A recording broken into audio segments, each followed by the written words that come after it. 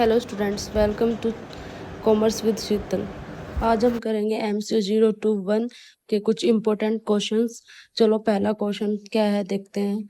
प्रबंध के अर्थशास्त्र की प्रकृति और कार्य क्षेत्र पर चर्चा कीजिए।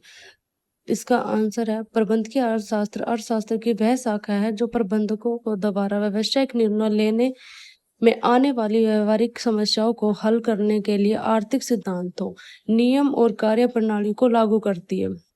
यह आर्थिक सिद्धांत को व्यावसायिक व्यवहारों के साथ जोड़ती है और निर्णय लेने की क्षमता से सुधार और व्यावसायिक परिणामों को अनुकूलित करने के लिए आर्थिक अवधारणाओं से जोड़ती है और निर्णय लेने की क्षमता में सुधार और व्यावसायिक परिणामों के अनुकूलित करने के लिए आर्थिक अवधारणा और विश्लेषण का अनुप्रयोग पर ध्यान केंद्रित करती है। प्रबंध के अर्थशास्त्र का स्वरूप अंतर्वैश्विक और जो अर्थशास्त्र व्यवसाय प्रबंध, वित्त, लेखांकन और सांख्यिकी जैसे विभिन्न क्षेत्रों में ज्ञान प्राप्त करता है। यह प्रबंधकों को व्यवसाय में निर्णय लेने और आर्थिक पहलुओं को विश्लेषण और समझने के लिए एक ढांचा प्रदान करता है और संगठनात्मक लक्ष्यों को प्राप्त करने के लिए प्रभावी रणनीतियाँ तैयार करने में उनकी सहायता करता है। ये कह रहा है कि प्रबंध के अर्थशास्त्र क्या है। प्रबंध के अर्थशास्त्र मतलब मार्जिनल इकोनॉमिक वो होती है जो आपको अर्थशास्त्र के गतिविधियों में फैसले लेने में आपकी मदद करता है और कीमत निर्धारित करता है। जैसे कि मांग विश्लेषण और पूर्ण अनुमान मतलब कि डिमांड और सप्लाई। प्रबंध के अर्थशास्त्र उत्पादों और सेवाओं के लिए ग्राहकों की मांग का विश्लेषण करने, उपभोक्ता के व्यवहार को समझने और भविष्य की मांग के पैटर्न का पूर्ण अनुमान लगाने में सहायक होता है। यह जानकारी मूल्य निर्धारण, उत्पादन नियोजन और विपणन रणनीतियों के लिए महत्वपूर्ण है। ये कह रहा है कि प्रबंधकीय अर्थशास्त्र क्या है, वो आपका कंज्यूमर जो होता है, आपके उपभोक्ता होता है, उनको व्यवहार को समझने में मदद करता है। भविष्य में जो मांग होती है उस चीज़ की जानकारी में आपको सहायता करता है, उसमें आप थोड़ा अनुमान लगा सकते हैं। फिर आपका आगे है, फिर आता है लागत एवं उत्पादन विश्लेषण क्या होता है। इसमें उत्पादन लागत का विश्लेषण करना बहुत ज़रूरी है। उत्पादन सत्रों को निर्धारित करता है, पैमाने की अर्थव्यवस्थाओं को अध्ययन करना और संसाधन आवंटन में उत्पादन क्षमता से संबंधित निर्णय लेने में शामिल है। इसमें लाभप्रदता को अधिकतम करने के लिए लागत के न्यूनतम करने के लिए सहायता मिलती है। तीसरा पॉइंट आता है आपका मूल्य निर्धारण संबंधी निर्णय। ये मूल्य जो आपकी कीमत होती है किसी भी उत्पाद की, किसी भी वस्तु की या सेवा की, वो कैसे निर्धारित करता है अर्थशास्त्र की मदद से। अर्थशास्त्र प्रबंधन की अर्थशास्त्र लागत, बाजार की स्थिति, प्रतिस्पर्धा और ग्राहकों की मांग जैसे कारकों के आधार पर उत्पादों और सेवाओं के मूल्य का निर्धारण करने में सहायता करता है। यह राजस्व और बाजार हिस्सेदारी को अधिकतम करने के लिए सबसे उपयुक्त मूल्य निर्धारण रणनीतियों को निर्धारित करने में सहायक होता है। चौथा पॉइंट है बाजार संरचना और प्रतिस्पर्धा। बाजार संरचना प्रबंध के अर्थशास्त्र विभिन्न बाजारों की संरचना जैसे पूर्ण प्रतिस्पर्धा, एकाधिकारी और अल्पाधिकारी फॉर जैसे कि वो आपका मोनोपोली, ओलिगोपोलिस्टिक और क्या था परफेक्ट कंपटीशन। तो उस सब सारी चीज़ें क्या होती है। और व्यावसायिक निर्णयों पर आपके जो मार्केट स्ट्रक्चर है उसमें भी ये आपकी मदद करता है। निर्णयों पर उनके प्रभाव का अध्ययन करता है, जिससे इसमें सूचित व्यावसायिक निर्णय लेने के लिए प्रतिस्पर्धी रणनीतियों बाजार व्यवहार करता है। इसमें सूचित और बाजार गतिशील का विश्लेषण शामिल है। फिर आता है जोखिम। अगर आप कुछ भी मैंने पहले बताया था, बिजनेस है, आप कुछ कर रहे हो तो आपको जोखिम का भी होता है। तो इसमें जोखिम के कैसे करता है, जोखिम का विश्लेषण और अनिश्चितता।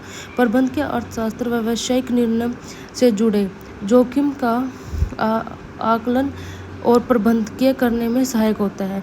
इसमें अनिश्चित बाजार स्थितियों का पता चलता है। जैसे कि जो है ये जोखिम में जो आपको जोखिम से सामना करने में भी वो आपकी मदद करता है, जिससे कि आपका जो रिस्क है वो कम हो जाता है। फिर आता है आपका पूंजी बजटिंग और निवेश विश्लेषण। इसमें निवेश के अवसरों का मूल्यांकन करना, परियोजनाओं के वित्तीय व्यवहार का आकलन करना, नकदी प्रवाह, कैश फ्लो, जोखिम और प्रतिफल जैसे कारकों के आधार पर निवेश संबंधी निर्णय लेना शामिल है। प्रबंध के अर्थशास्त्र प्रबंधकीय अर्थशास्त्र निवेश विश्लेषण और पूंजी बजटिंग के लिए उपकरण और तकनीकों का प्रदान करता है। 7वां है सरकारी नीति एवं नियम। प्रबंधकीय अर्थशास्त्र सरकारी नीतियों, नियमों और कानून के ढांचे के व्यावसायिक निर्णयों पर पड़ने वाले प्रभाव का विश्लेषण करता है। यह सरकारी कार्यों के सुलझन और नियमों का अनुपालन करने तथा नीतिगत परिवर्तन को लाभ उठाने के लिए रणनीति तैयार करता है। तो ये रणनीति तैयार करने में सहायता करता है। फिर आता है कुल मिलाकर प्रबंधकीय अर्थशास्त्र प्रबंधकों को व्यवसाय में निर्णय लेने के लिए एक व्यवस्थित और विश्लेषणात्मक दृष्टिकोण प्रदान करता है। यह उन्हें बाजार की स्थिति और विश्लेषण करने, विकल्पों का मूल्यांकन करने और संगठनात्मक प्रदर्शन और प्रतिस्पर्धात्मकता को बढ़ाने वाले सूचित विकल्प चुनने के लिए आवश्यक उपकरण और तकनीकों का प्रदान करते हैं। इसमें 7 पॉइंट बताए गए हैं कि प्रबंधकीय अर्थशास्त्र। अब हम सेकंड क्वेश्चन करते हैं। सेकंड क्वेश्चन क्या है, तो चलो सेकंड क्वेश्चन देखते हैं कि इसमें अब सेकंड क्वेश्चन में क्या है और इसमें मतलब वो क्वेश्चन मेरे हिसाब से जो सेकंड क्वेश्चन है वो बहुत इम्पोर्टेंट है और वो आपके एग्ज़ाम में आने की पूरी संभावना है, तो उसको भी अच्छे से करें। ये सारे क्वेश्चन ज़रूरी अटेम्प्ट करके जाना जो आपके पेपर में मदद करेंगे। चलो मैं नेक्स्ट क्वेश्चन कर देती हूँ कि नेक्स्ट क्वेश्चन क्या है। दूसरा क्वेश्चन है प्रबंधकीय अर्थशास्त्र प्रबंधकों के द्वारा निर्णय लेने और भविष्य की योजना बनाने की सुविधा प्रदान करने के उद्देश्य से आर्थिक सिद्धांत और व्यावसायिक व्यवहार का एकीकरण है। व्याख्या और टिप्पणी कीजिए। तो अब क्या कह रहे हैं, इसका जो है इसकी व्याख्या करनी है। यह कथन प्रबंधकीय अर्थशास्त्र के सार को सटीक रूप से व्यक्त करता है। प्रबंधकीय अर्थशास्त्र वास्तव में प्रबंधकों द्वारा निर्णय लेने और भविष्य की योजना बनाने में सहायता क्रिया के लिए आर्थिक सिद्धांत और व्यावसायिक व्यवहार के एकीकरण का है। कथन की व्याख्या और टिप्पणी कुछ इस प्रकार है। पहला है आर्थिक सिद्धांत और व्यावसायिक व्यवहार का एकीकरण। जिस हिसाब से आपको ये क्वेश्चन दिए गए हैं उसी हिसाब से अगर आप अपना क्वेश्चन अटेम्प्ट करके आओगे तो आपके अच्छे मार्क्स मिलेंगे पॉइंट के हिसाब से। तो फर्स्ट पॉइंट करते हैं। प्रबंधकीय अर्थशास्त्र आर्थिक सिद्धांतों, अवधारणा और उपकरणों के वास्तविक व्यावसायिक परिदृश्यों के साथ जोड़ता है। यह प्रबंधकों द्वारा अपने दैनिक निर्णय लेने की प्रक्रिया में सामना की जाने वाली व्यवहारिक समस्याओं का विश्लेषण और समाधान करने के लिए आर्थिक सिद्धांतों की लागू करता है। सेकंड है निर्णय लेने में सहायता। प्रबंधकीय अर्थशास्त्र प्रबंधकों को विकल्पों को विश्लेषण और मूल्यांकन करने, जोखिमों और लाभों का आकलन करने और सोच समझकर निर्णय लेने के लिए व्यवस्थित डाटा प्रदान करता है। नेक्स्ट है इसी में है यह प्रबंधकों की मांग विश्लेषण, लागत विश्लेषण, मूल्य निर्धारण, मॉडल और पूर्व अनुमान तकनीकों जैसे आर्थिक उपकरणों के लेस करता है, जिससे व्यवसाय के विभिन्न कार्यात्मक क्षेत्रों में निर्णय लेने में सहायता मिलती है। भविष्योन्मुखी योजना मतलब कि भविष्य को लेकर जो योजनाएं बनाई जाती है वो कैसे बनाई जाती है। प्रबंधकीय अर्थशास्त्र प्रबंधकों को रणनीति योजनाएं बनाने और दीर्घकालीन निर्णय लेने में मदद करता है, जिससे व्यवसाय के भविष्य को प्रभावित करने के आर्थिक कारकों और बाजार की गतिशीलता पर विचार किया जाता है। ये कह रहा है कि ये ना जो कैसे आपकी मदद करता है बाजार को जानने के लिए, और इसका अर्थशास्त्र में आप मतलब इकोनॉमिक में कैसा क्या असर होता है कि आपके लिए भविष्य में कैसे हेल्पफुल होगा। फिर आता है आपका यह मांग का पूर्ण अनुमान लगाने, बाजार और स्थिति का आकलन करने, निवेश और अवसरों का मूल्यांकन करने का संगठन के भविष्य का विकास, स्थिरता, संभावित जोखिम और अवसरों की पहचान करने में सहायता करता है। अब इस पर कुछ टिप्पणी की गई है। टिप्पणी कैसे ये इसकी व्याख्या थी, अब इसकी टिप्पणी बताइए। आज के गतिशील और प्रतिस्पर्धी कारोबारी माहौल में प्रभावी निर्णय लेने के लिए आर्थिक सिद्धांतों और व्यावसायिक व्यवहार के साथ एकीकृत करना आवश्यक है। आर्थिक सिद्धांत बाजार की शक्तियों, उपभोक्ता व्यवहार, उत्पादन लागत और मूल्य निर्धारण में मदद करता है, समझने के आधार प्रदान करता है। वास्तविक व्यावसायिक परिदृश्यों में आर्थिक सिद्धांतों को लागू करके प्रबंधक मूल्य अंतर्दृष्टि के लिए हेल्प करता है। फिर आता है, इसके अलावा प्रबंधकीय अर्थशास्त्र यह मानता है कि निर्णय लेने एक दूरदर्शी प्रक्रिया है। इसमें वर्तमान बाजार स्थितियों और का विश्लेषण करने, भविष्य के रुझानों का पूर्ण अनुमान लगाना और निर्णय के दीर्घकालिक प्रभावों का विचार करना शामिल है। दूरदर्शी योजना को शामिल करके प्रबंधक व्यावसायिक परिवेश में होने वाले परिवर्तन का अनुमान लगा सकते हैं और उभरते अवसरों को लाभ उठाने में उनसे तालमेल बिठाने के लिए रणनीतियाँ विकसित कर सकते हैं। इसका निष्कर्ष क्या है? प्रबंधकीय अर्थशास्त्र के माध्यम से आर्थिक सिद्धांत और व्यावसायिक व्यवहार का एकीकरण प्रबंधकों को निर्णय लेने के लिए, भविष्य की योजना बनाने के लिए और एक शक्ति उपकरण प्रदान करता है। यह प्रबंधकों को व्यावसायिक जगत और जटिलताओं को समझने, सोच समझकर निर्णय लेने और संगठन को उसके लक्ष्यों और सफलता की ओर ले जाने में सक्षम बनाता है। तीसरा क्वेश्चन है आपका, दुर्बलता और अवसर लागत को परिभाषित करें। प्रबंधन संबंधी निर्णय लेने में ये दोनों अवधारणाएं क्या भूमिका निभाती है? दुर्लभता और अवसर लागत अर्थशास्त्र का मूलभूत अवधारणाएं हैं जो प्रबंधन के निर्णय लेने की प्रक्रिया में महत्वपूर्ण भूमिका निभाता है।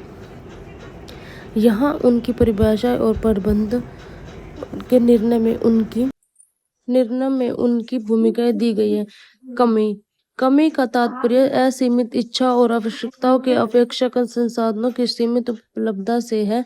यह मूलभूत आर्थिक समस्या है जो इस तथ्य से उत्पन्न होती है कि समय, धन और श्रम और प्राकृतिक संसाधनों जैसे संसाधन सीमित है, जबकि मानवीय इच्छा और आवश्यकताएं अनंत है। दूसरे शब्दों में, सभी वांछित लक्ष्यों का पूरा करने के लिए पर्याप्त संसाधन नहीं है।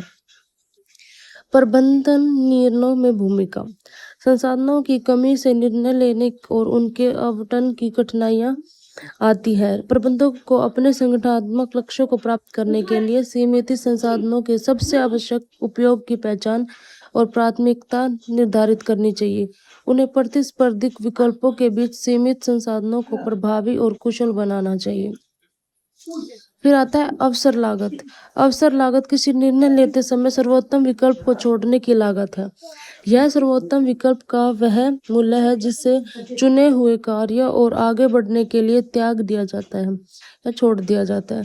दूसरे शब्दों में, यह उस मूल्य को दर्शाता है जो समान संसाधनों के साथ, यदि उन्हें अलग तरीके करके आवंटन किया जाता है तो प्राप्त किया जा सकता है। प्रबंधन निर्णयों में भूमिका। प्रबंधकों के सामने कई विकल्प होते हैं और उन्हें प्रत्येक विकल्प से जुड़ी अवसर लागतों पर विचार करना चाहिए। अवसर लागत का एकीकरण करके प्रबंधक विभिन्न विकल्पों पर संभावित लाभों और हानियों का मूल्यांकन कर सकता है। संक्षेप में, संसाधनों की कमी असीमित इच्छाओं के संक्षेप सीमित उपलब्धता को दर्शाती है, जिसके निर्णय लेने और संसाधनों और आवंटन की आवश्यकता होती है। अवसर लागत निर्णय लेते समय छोड़े गए सर्वोत्तम विकल्प के मूल्य पर बल देती है। इन अवधारणाओं को समझकर और उन पर विचार करके प्रबंधक तर्कसंगत और सूचित निर्णय ले सकते हैं जो सीमित संसाधनों को प्रभावी उपयोग करते हैं और अपने संगठनात्मक उद्देश्यों की प्राप्ति की अनुकूलित करते हैं। तो ये 3 क्वेश्चन थे। अब चौथा क्वेश्चन क्या है? प्रबंधकीय अर्थशास्त्र को अक्सर व्यवसाय के क्षेत्रों में को अन्य पाठ्यक्रमों में प्राप्त ज्ञान को एकीकृत करने में सहायक कहा जाता है। यही एकीकरण कैसे संपन्न होता है? प्रबंधकीय एक अर्थशास्त्र विभिन्न विषयों के बीच एक सेतु का काम करता है और आर्थिक सिद्धांतों और अवधारणाओं को वास्तविक व्यावसायिक परिस्थितियों में लागू करके अन्य पाठ्यक्रमों को प्राप्त ज्ञान को एकीकृत करने में मदद करता है। यही एकीकरण इस प्रकार होता है। अर्थशास्त्र एक आधार के रूप में प्रबंधकीय अर्थशास्त्र, सूक्ष्म अर्थशास्त्र और वृहद अर्थशास्त्र के माइक्रो और मैक्रो इकोनॉमी के आधार पर निर्मित होता है। यह वैश्विक समस्याओं और निर्णय लेने की प्रक्रिया का विश्लेषण करने के लिए आर्थिक सिद्धांतों, मॉडल और ढांचे को समाहित करता है। आर्थिक सिद्धांतों को समझकर छात्र उन्हें व्यवसाय के विभिन्न कार्यात्मक क्षेत्रों जैसे विपणन, मार्केटिंग, वित्त, फाइनेंस, संचालन और मानव संसाधन को लागू कर सकता है। निर्णय लेने का ढांचा। प्रबंध के एक अर्थशास्त्र एक ऐसा निर्णय लेने का ढांचा प्रदान करता है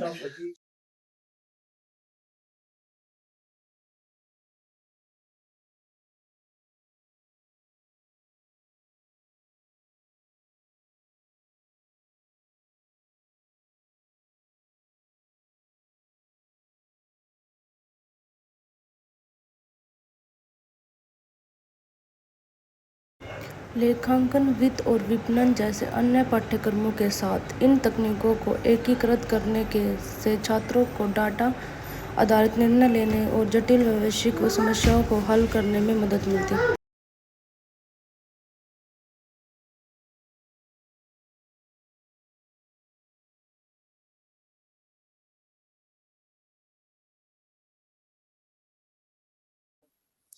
फिर है व्यवसायिक रणनीति में आर्थिक अवधारणाओं के लिए क्या है। अन्य पाठ्यक्रमों के प्राप्त ज्ञान और प्रबंधकीय अर्थशास्त्र के साथ एकीकृत करके व्यवसाय के छात्र यह समग्र समझ विकसित करते हैं कि आर्थिक सिद्धांत और अवधारणाएं वास्तविक वैश्विक और परिदृश्यों से कैसे लागू होती है। यह एकीकरण उनके विश्लेषण कौशल और आलोचनात्मक सोच को समाधान क्षमताओं को बढ़ाती है, जिससे कि वे ठोस और जानकारी पूर्ण व्यावसायिक निर्णय लेने में सक्षम होते हैं। फिफ्थ क्वेश्चन है, सूक्ष्म अर्थशास्त्र और वृद्ध अर्थशास्त्र माइक्रो और मैक्रो इकोनॉमिक की तुलना में अंतर स्पष्ट कीजिए। यद्यपि प्रबंधकीय अर्थशास्त्र मुख्यतः सूक्ष्म अर्थशास्त्र पर आधारित है, फिर भी यह स्पष्ट कीजिए कि प्रबंधकों के लिए वृद्धि अर्थशास्त्र को समझना क्यों महत्वपूर्ण है। तो उत्तर है सूक्ष्म अर्थशास्त्र और वृद्धि अर्थशास्त्र। अर्थशास्त्र की दो शाखाएं हैं जो अर्थव्यवस्था के विभिन्न पहलुओं पर ध्यान केंद्रित करती है। प्रबंधकीय अर्थशास्त्र मुख्य रूप से सूक्ष्म अर्थशास्त्र पर आधारित है, लेकिन प्रबंधकों के लिए वृहद अर्थशास्त्र को समझना भी महत्वपूर्ण है। आइए इन दोनों की तुलना को करें और प्रबंधकों के लिए वृहद अर्थशास्त्र के महत्व को समझें। इसमें बताया गया है जो माइक्रो और मैक्रो इकोनॉमिक है वो एक दूसरे के लिए दो शाखाएं हैं जो अर्थव्यवस्था के विभिन्न पहलुओं को जोड़ती है। और तो कहते हैं अगर सूक्ष्म अर्थशास्त्र पर कहते हैं कि अर्थव्यवस्था अगर सूक्ष्म अर्थशास्त्र पर निर्धारित है तो वो कैसे है। तो अब इसका पहले देते हैं विशिष्ट अर्थशास्त्र। दायरा।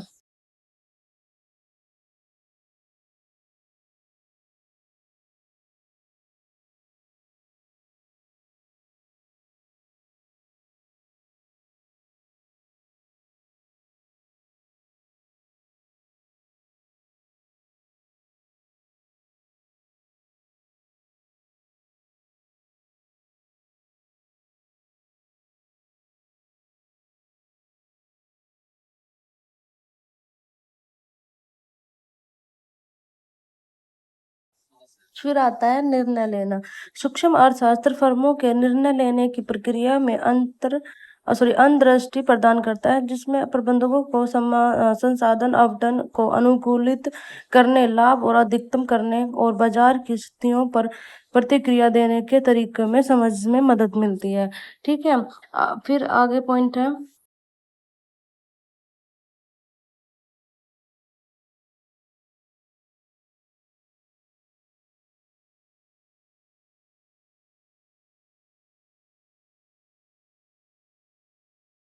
दायरा। माइक्रो इकोनॉमिक्स समग्र रूप से अर्थव्यवस्था के व्यवहार का अध्ययन करता है।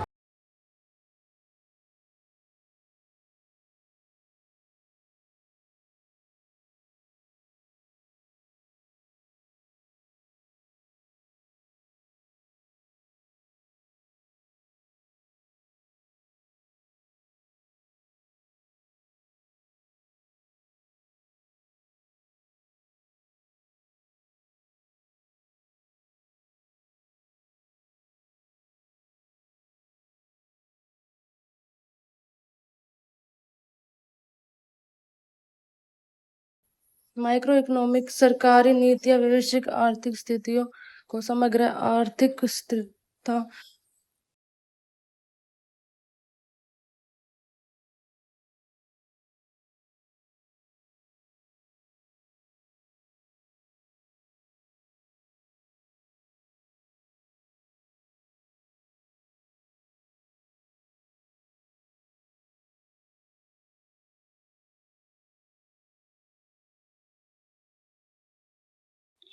जिसमें उसका संगठन कार्य करता है। ब्याज दरें, मुद्रास्फीति और विनिमय दरें जैसे कारक व्यावसायिक कार्यों, वित्तीय निर्णयों और बाजार की स्थितियों पर महत्वपूर्ण प्रभाव डालते हैं।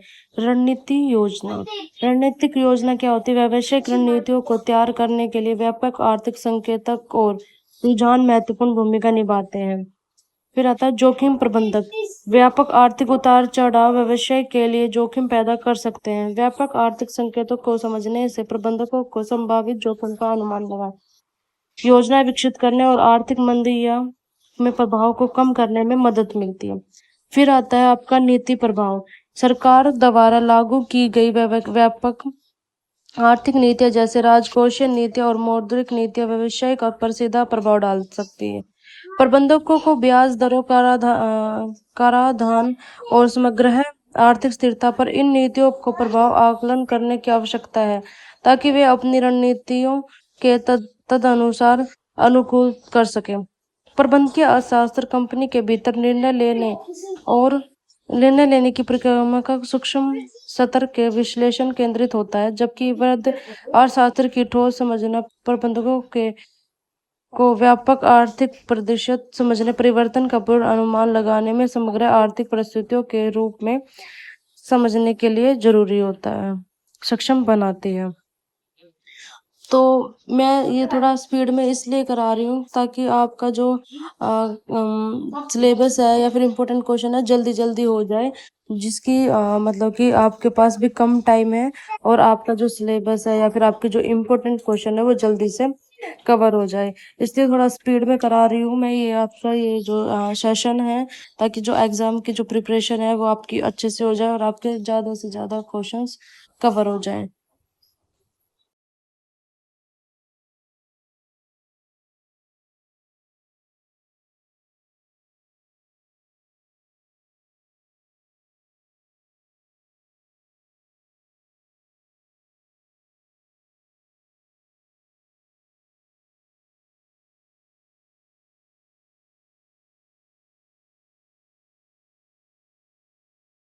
आज की वीडियो में इतना ही। बाकी के लिए मुझे, अगर आपको मेरी वीडियो पसंद आए तो चैनल को लाइक एंड सब्सक्राइब करें। बाय बाय, मिलते हैं नेक्स्ट वीडियो में।